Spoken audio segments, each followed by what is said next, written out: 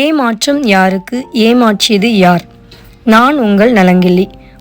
பாட்டி மரத்துக்கடியில் வடை சுட்ட கதை எல்லாருக்கும் தெரியும். ஆனா அதுல யாரு ஏமாற்றினா யாரு ஏமாற்றப்பட்டான்னு உங்களுக்கு தெரியும். ஒரு பாட்டி ஒரு மரத்துக்கடியில வடை சுட்டுட்டு இருந்தாங்க.